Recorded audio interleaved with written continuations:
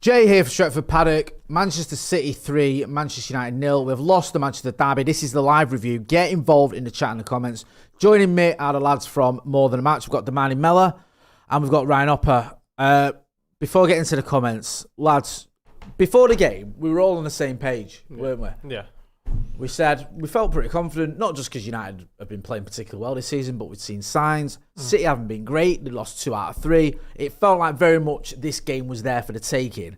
And for about 10, 15, maybe 20 minutes, it looked like maybe that could happen. And then City get a goal.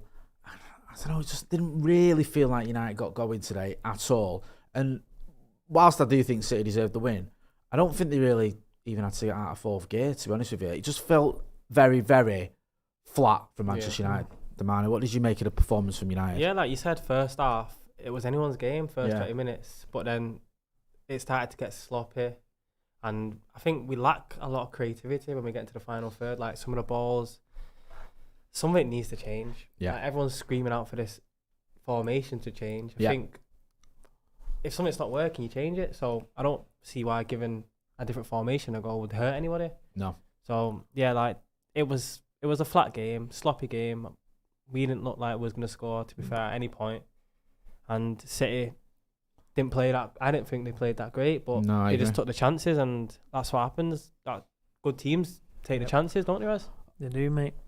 Hopper, what did you make of it? Because you kept saying several things I was agreeing with. You said it's not even like Premier League level mistakes. It's mistakes you'd be angry at if that was non-league football.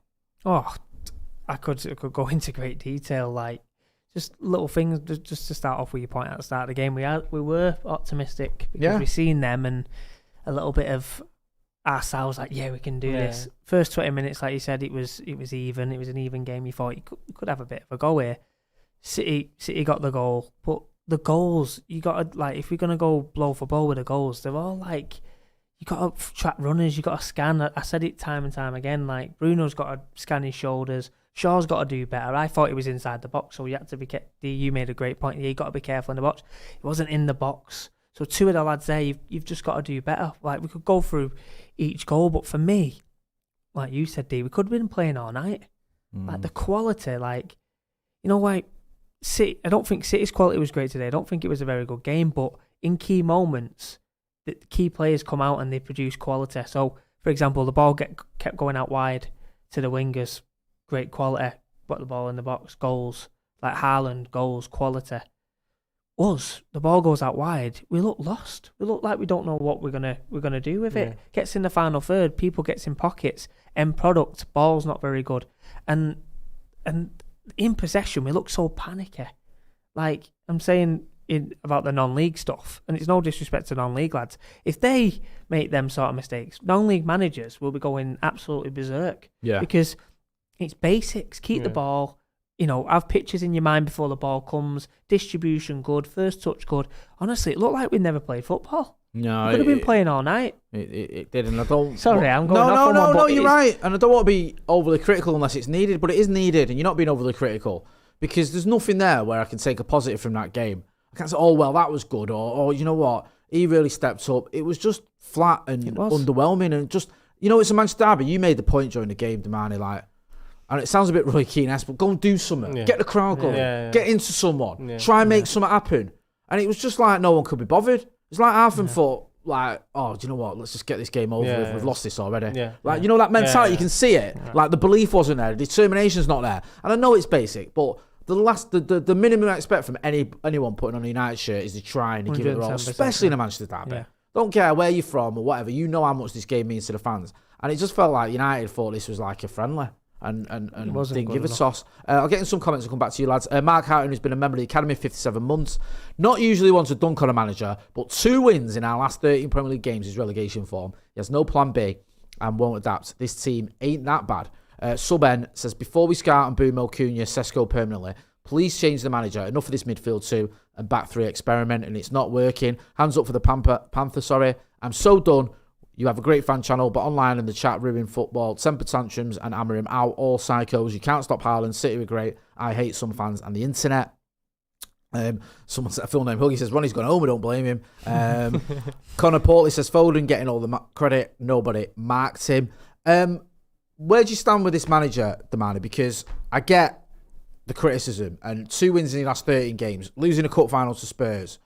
I think I've just been sent a stat here. This is Manchester United's poorest start to a league since 92 to 93 with 4 points from 4 games. Although, to be fair, that was under Fergie, but I get the point. I mean, the stats aren't great for Ruben Amorim, are they? What do you think of him? Do you think he is... Because people are going to ask the question, do you think he is going to get us out of this mess? I feel like, obviously, he's come in and he's got his formation that he needs to stick to, but I don't think... It's not working, is it? No. So, I think he needs to just come out of that 3-5-2 and just try something else. Yeah. Because it might work. Who knows? Who knows? And we can't say... get him out again and again because it's just like a cycle, as Raz, you said it last time, didn't you? It's just going to be the same thing over and over again. And if another manager comes in, is it going to be the same? Or get him out. Like, we just have to I honestly don't know. No, what do you think, Oppo? Do you think that if he was to change the system now, do you think there'd be a worry that he'd get flack for changing it because he's stuck with it for so long? People go, well, the whole thing was, this was your system, you weren't going to deviate from it. Why didn't you do this last season? Why didn't you do it for the Europa League final? Why didn't you do it for so many games last season? Or do you think people think, you know what, at least the penny's dropped and he's done what, Dmani suggested there? I think for me, the board and the supporters, if you knew what he did at Lisbon, that he plays that formation. So the board would be, the board would know about that. But for me, and Pep done it today, and we discussed it on the watch along, is as the game's going along, it's fine if he wants to start with a 5-3-2 or whatever he wants to do. Yeah. That's fine if he wants to start with it, but you've got to be able to adapt while the game's going on. He's a high level manager in terms of Manchester United manager. You've got to be technically, you've got to be so in depth with everything that you do. So surely as that game's going along, you've got to be identifying, they're getting, there's an overload in midfield. There's, they're getting out wide. Haaland's running off. Delete. Let's put strategies in place to do that. If that's a formation tweak, let's go to 4-3-3. Yeah. Let's do this. Pep did it. Pep was, even though it's 3-0 up, they brought Ake on 5-4-1. We saw it in Nafke telling his teammates 5-4-1. Because the game's done. Because the game, don't do anything daft. Done. 10 minutes ago. Shut the game off. Shut the game off, change formation. Yeah. So for me, it's fine if he wants to start with that formation and the personnel. It's fine. But if it's not working, he has to have the tactical nous to go, you know what, this is not working. Let's go 4-3-3. Yeah. We've certainly got the players to play in that system. Yeah. Let's change it. Do you know what? I go back to the cup final in 2024 when we beat City. And Ten Hag, he had his faults. And I'm not sitting here saying we shouldn't have sacked him or that he's the answer to all our problems. But he recognised that having that extra man in midfield made all the difference. And I think we had Bruno as a false 9. You had McTominay, you had Amrabat in there. I think McTominay's job was just to stick with Rodri. And it worked. Yeah. He could see, look, this isn't what we've done all season, but for this game, we're going to change it. We're going to change it because this is... Adapt it. Yeah. Because it's all about winning that trophy and winning the cup final. And he did. Yeah. Do you know what I mean? He made that happen by changing those tactics. And I think Scott McTominay in that game was fantastic because he just stuck to Rodri. He's got his job. That's your fucking job. Stay with him. And don't let him have a touch, and he did that. That's the thing about this formation, though, because if one player's not on it, then that player just everything's sacrificed then, because you can't get up to him fast enough, and that means there's one player free. It's mad because at times it seems like we're outnumbered everywhere. Yeah. It's like at times it seems like we're outnumbered in defence. At times it seems like we're outnumbered in midfield. Yeah. You think, what the fuck's going on? Like, where's the extra man coming from? Yeah. Like, why have we not? How can we have fewer players in each position? It's bizarre. I'll get back to you guys. I just want to go into some of the chats. Captain State Bait says Martin Edwards sold his soul for success. Fergie retired because the deal expired. Rune says Shaw did more backward passes than forward in the first half. Mayor Amateur says look at Xabi Alonso, played with a 3 at the back in Leverkusen, but once he got to Madrid he had to adapt to the team and the league. That's what a good manager does. This is an opportunity for growth for Ruben. Juan Martinez says we play with 2 CMs, but centre back steps up or 10 steps back. It isn't a 2-man midfield. Watch any tactical video, people. Individual errors killing him. Gone back says I'm sure 7 of our last 9 goals conceded our individual errors. Bored of the players not doing the basics. City weren't great. We were just poor again. How much can you keep blaming individual errors? Do you think that is a fair comment? Do you think because I mean, if we're going back to last season, I think we're talking about, is it 31 points from 30 games or something ridiculous? How much of that is down to individual errors and how much of it is down to maybe the manager's got to take some responsibility as well? I think, like I've just said there about, the formation, if that's what he's going to go with, have the tactical nous to change it and adapt. I think that's massive as a manager. Yeah. You've got how the game's going, you watch, you observe, assess weaknesses and strengths and put strategies in place to do that. So if he wants to go with it, he can change it. We'll go on to the personal performances now and the mistakes. In possession, they're not good enough, they're not calm, they're not composed, they're making silly mistakes. And one of their goals has come from, we got a throw in like a 1 minute earlier. And you know what I'm going to say? Yeah. Every single time we're throwing it down the line, they retain possession, they play. One of their goals is the midfielder's checking off his man, he's bounced past it, Nico O'Reilly's megged him, played a pass, 2 passes later, they've scored a goal. Yeah. Because they're calm and they're composed on the ball. With us, the ball's like a hot potato. It doesn't. No one's doesn't stick. Yeah, no one's taking that game to scruff the neck and going, you know what? I want this ball and I want to get us playing.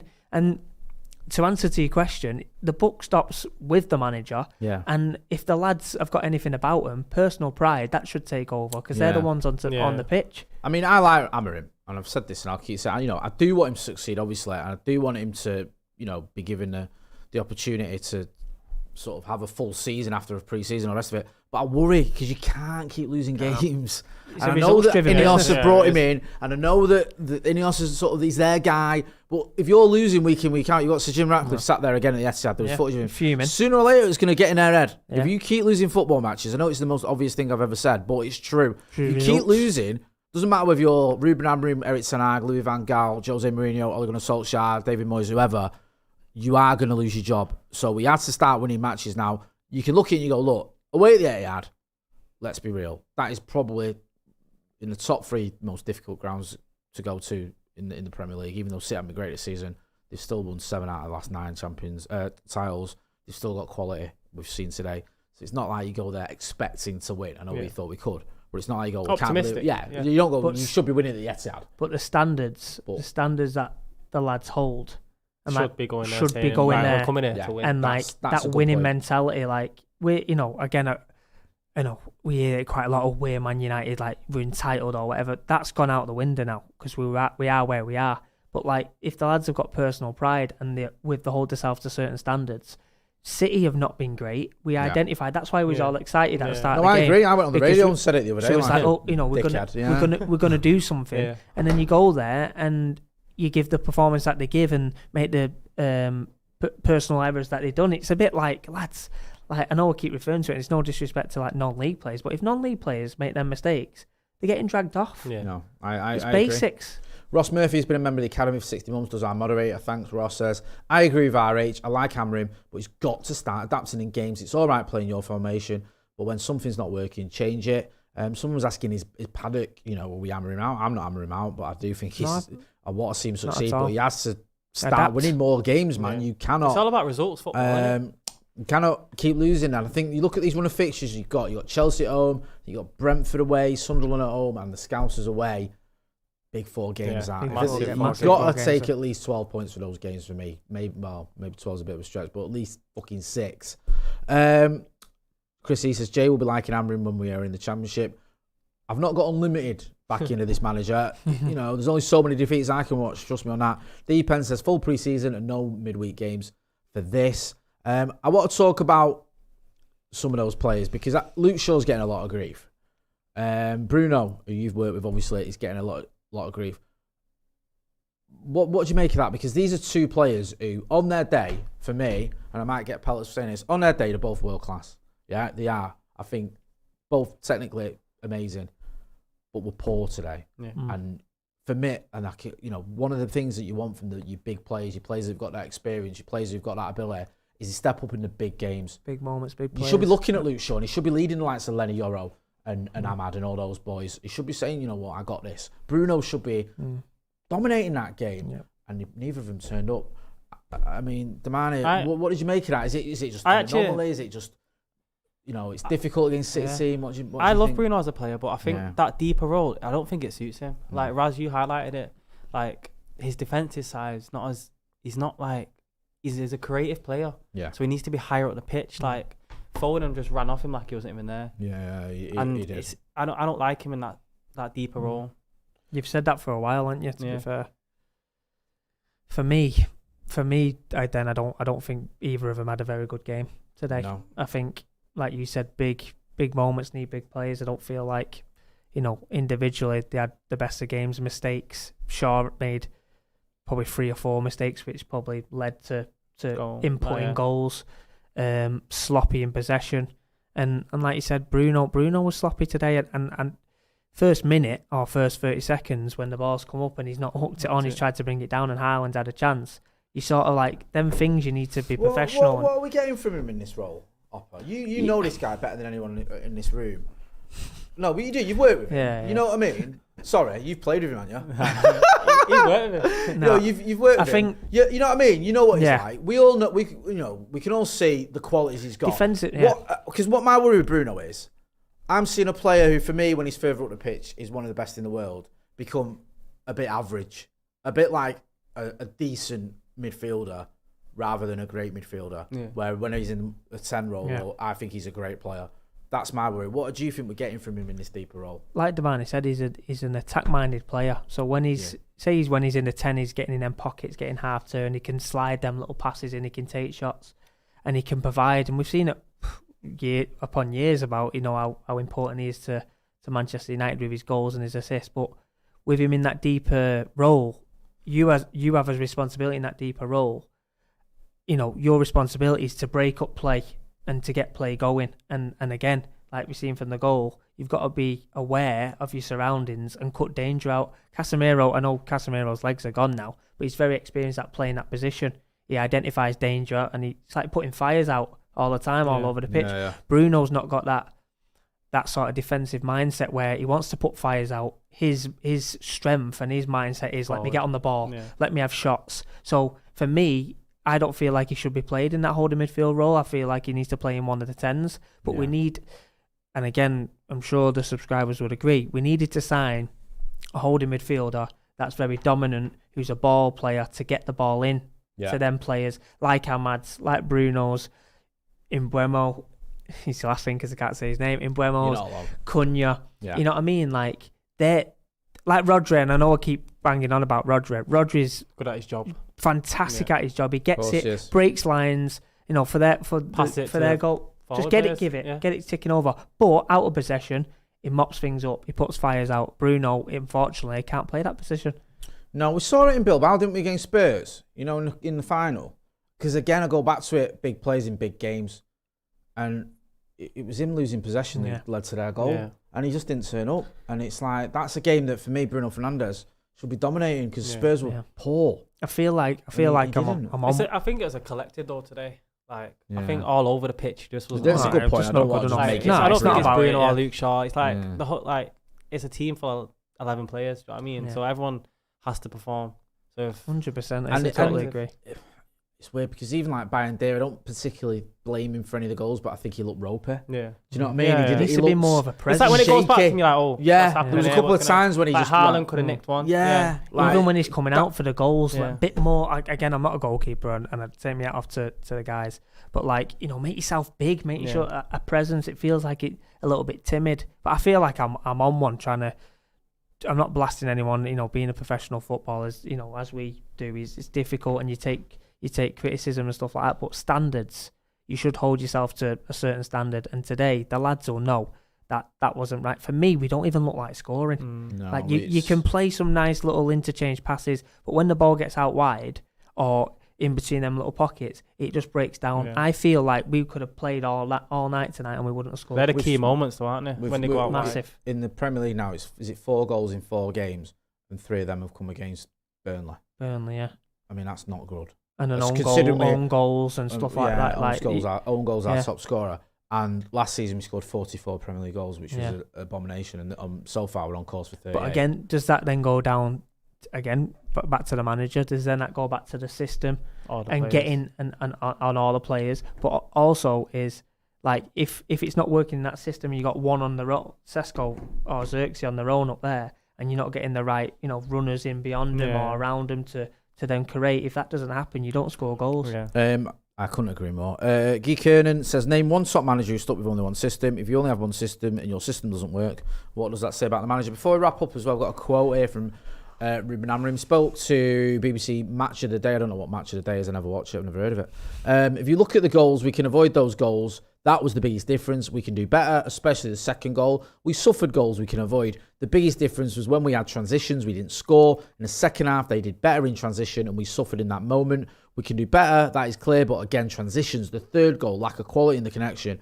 People don't know who is going to the ball and then the guy is free to score. The first one is in the middle of 4 guys and we can be aggressive in that moment. In these kind of games, we need to be perfect, and in this game, we were not perfect. The frustration is always the same because with the amount of chances we need to score goals, we need to work on a lot of things for the next game.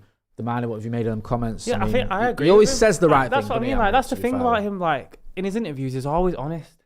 Like, everything what he just said there, I agree with. Like, all the goals could have been avoidable. Like, even if it was Shaw takes Doku out. Yeah. Yeah, I agree with him. Yeah, I do. I mean, 2 things can be true. The manager has to do better, but also it must be frustrating as a manager when you see individual errors. Do you know what I mean? When you see people switching off or not doing the basics. I think, again, I'm because on you know. Yeah, but is that also because of the size of the game? Do you know what I mean? Like, players could feel it. Because as much as you can blame a system or whatever, certain things are now to do with the system. Yeah, but you, again, I'm on one. RH is on one. But like, you know better than as a manager drive standards. Yeah. Right. Okay. So I get it, and I admire him. He comes out, he says this, but you as a manager, you've played for many managers as well, that you drive the standards. So that there, if you're a top manager, you make that perfectly clear, then that can't happen. And time after again, he's blaming personal mistakes or he's blaming not pressing right or whatever. But your role and responsibility is to make sure that them lads, mistakes are limited. Correct. Yeah. And them lads, you play for me if you do this, and that. And if again, you don't, then you're not playing. Yeah. Simple as that. It doesn't feel like those standards are there at the minute, does it? Well, but you have to have. You have to install him. As a manager, you like Alex again on one. No, go on. Sir Alex Ferguson, right? Valid points. Like he'll have his coaches and they'll install philosophies and stuff like that. But he's a man manager, so he's going round and going, right, listen, this is your job today. You carry that out. You do that. Yeah. If you don't do that, you're not playing. Yeah. How many times is we keep making personal mistakes and then the same players might play?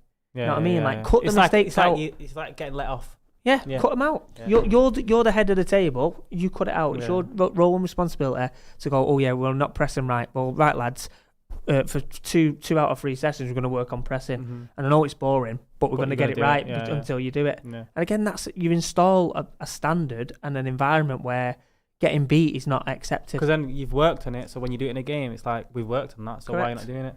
Yeah, lads, you talk a lot of sense. Mayor Ahmed says Bruno can succeed in the midfield, but it has to be a 3-man midfield where he can transition to a 10 in possession and an 8 in different out of position phases. I mean, we can talk about systems, talk about Bruno, we talk about Luke Shaw, talk about all these players. Ultimately, though, we have to start getting better results. And I fucking hate losing a Manchester derby. Probably more than anything. Even the Scousers, because at least with the Scousers, you don't fucking see any of them. Yeah. Do you know what I mean? All of a sudden, you hear from him. All of a sudden, you see a little fucking load of City fans come out of the woodwork. It's minging. Listen, it's been good chatting to you lads, despite the result. Yeah. Go and check out More Than a Match, a fantastic podcast with Dmani and Ryan. Always got great guests as well, or just the 2 lads chatting, sort of elite level football knowledge. So go and check that out. There should be a link in the description. That's been Ryan Upper. That's been Thanks, Dmani. guys. Thank you. Cheers for having us as always. Thank you. The result. This has been a review. Manchester United losing the Manchester Derby at Etihad 3-0. Thanks for watching.